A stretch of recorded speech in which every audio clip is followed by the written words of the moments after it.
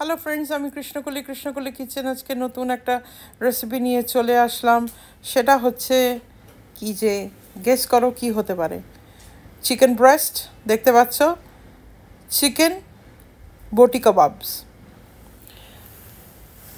2.5 teaspoon ধনের গুঁড়ো দিয়ে দেবো, ভালো করে ধনের গুঁড়োটা দিতে হবে। আর তার মধ্যে জিরের গুঁড়ো দিয়ে দিলাম 1 টিস্পুন। তারপরে দিয়ে দিচ্ছি গোলমরিচের গুঁড়ো 1.5 টিস্পুন দিয়ে দিলাম গোলমরিচের গুঁড়ো। তারপরে দিয়ে দিলাম দই, 3 চামচ দই দিয়ে দিলাম।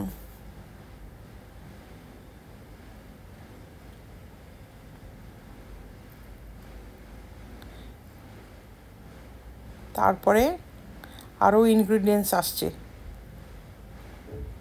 দেখতে থাকো, সাথে থাকো।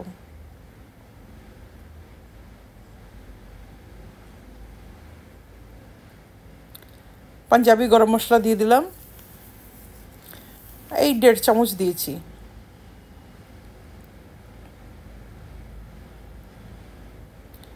তার মধ্যে দিয়ে দিলাম রসুন বাটা,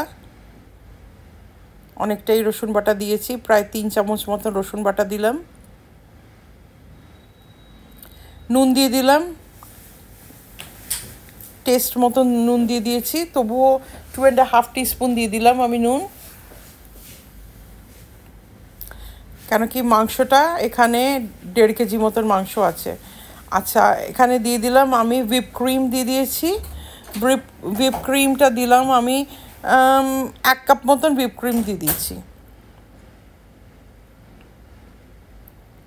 আর একটু ভিনিগার দিলাম, 3 টিস্পুন ভিনিগার দিয়েছি, কেন কি ভিনিগারে কি হবে, একটা টেস্ট ক্রিয়েট হবে। এখন একটু তার মধ্যে আমি দিয়ে দিলাম একটু গুড় দিয়ে দিয়েছি, যেহেতু আমি ভিনিগারটা দিয়েছি অল্প একটু দিলাম, মিষ্টি ছোঁয়া দিলাম।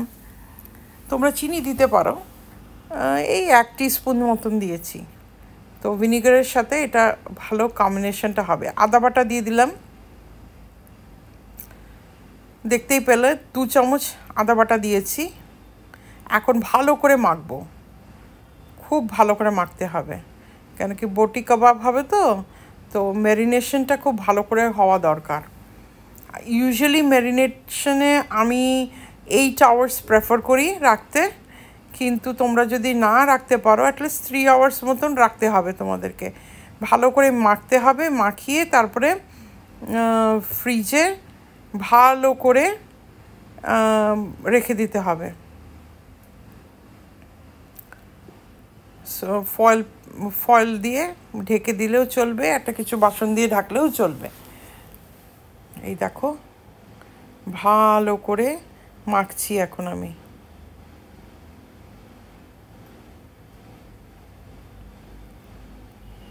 খুব একটা স্মুথভাবে মেখে 8 আওয়ার্সে ম্যারিনেশনের পরে আমি স্টার্ট করছি।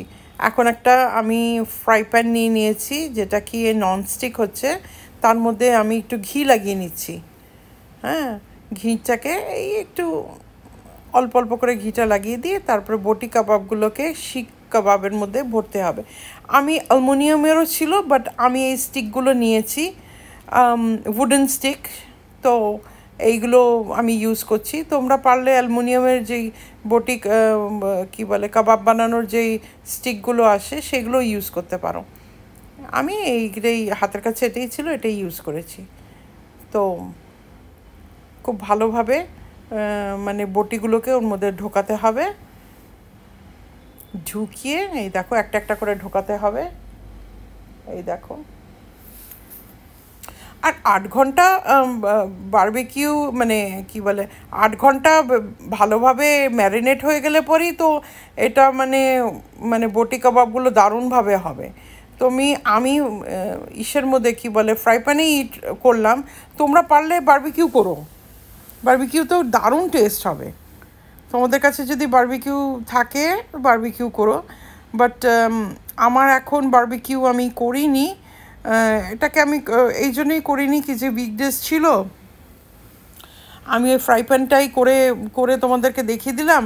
তোমরা পারলে বারবিকিউ করে নিও, তো টেস্ট হবে, খেতে তো খুবই ভালো হবে। একটা চারকোলের একটা নিজস্ব একটা ফ্লেভার আছে, একটা টেস্ট ক্রিয়েট করে চিকেনের মধ্যে, ওটা একটা আলাদাই ব্যাপার হয়। আর এই বটি কাবাব দিয়ে তো ভালোভাবে রুটি, নান, পরোটা দারুণ যায়, কুলচা। তো এই দেখো আমি পুরো ফ্রাই প্যানটার মধ্যে ওই করে দিয়েছি, আর মিডিয়াম আছে আমি স্টোভটাকে দিয়ে দিলাম। আস্তে আস্তে হতে থাকবে, কেন হাইতে দিলে পর সব পুড়ে যেতে পারে, কেন কি ক্রিম আছে, দই আছে। আর ননস্টিকেই আমি দিয়েছি, কিন্তু মিডিয়াম আছেই দিয়েছি, আমি হাই করিনি। এখন ওয়েট করছি, একটা সাইড হয়ে গেলে পরেই উল্টে দেবো সব।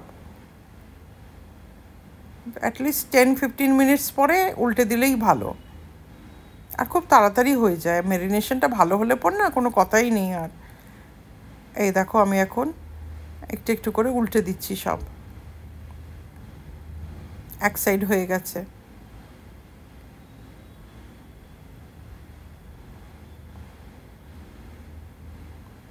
আস্তে আস্তে হতে থাকবে এখন এইভাবে।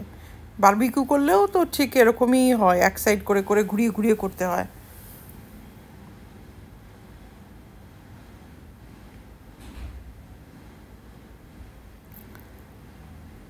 দেখে যা লাগছে না, মনে হচ্ছে মানে কতক্ষণে হবে আর উঠিয়ে খেয়ে নেব। এক এক সময় নিজে যখন রান্না করি এত সুন্দর রান্না হয়, মানে কি বলবো,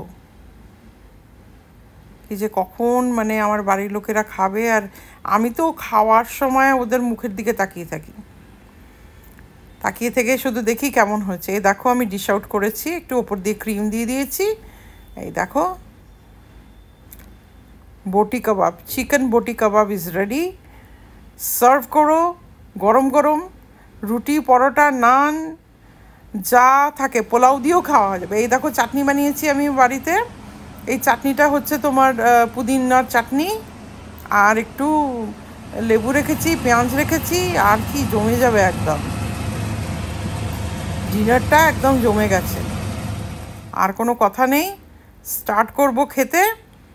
খেয়ে দে একদম, মানে কি বলবো, তোমরাও এরকম বানাও, আর আমার হাতের রান্নাগুলো খেয়ে আমাকে একটু জানাও আমি কেমন বানিয়েছি।